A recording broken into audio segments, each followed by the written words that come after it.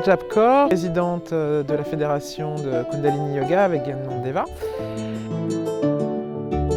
Ravi de vous retrouver ici au festival du printemps du Kundalini Yoga, dans ce magnifique lieu, à la campagne, dans la verdure, où on s'est retrouvés cette année, on était quasiment 150.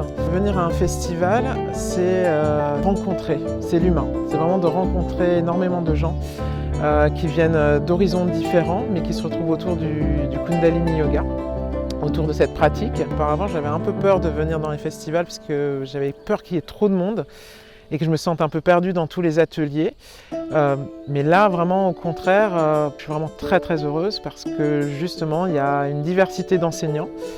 Même si notre pratique est la même, le Kundalini Yoga, il y a diverses façons de l'enseigner, il y a diverses thématiques qui ont été abordées par exemple cette année autour du féminin, il y a eu des cercles d'hommes, il y a eu de la numérologie sacrée, il y a eu évidemment des masterclass de Kundalini Yoga, on a aussi laissé une belle place à l'Ayurveda qui justement permet de mettre en lumière le Kundalini Yoga. Ce qui me plaît et ce qui me tient vraiment à cœur en tant que présidente, c'est la diversité et l'inclusion. On se retrouve en fait tous autour de ce projet qu'est le Kundalini Yoga.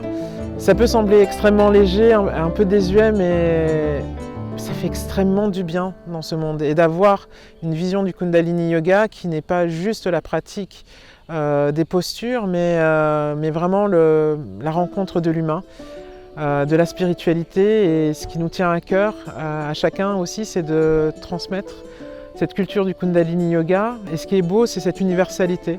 On espère vous recevoir encore plus nombreux, voilà, et que ce soit un espace pour se ressourcer.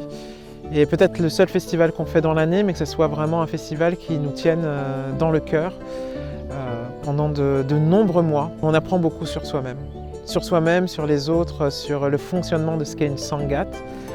Une Sangat, c'est une communauté, et une communauté, c'est des gens différents, des gens qui viennent d'ailleurs, des gens qui ne fonctionnent pas comme nous.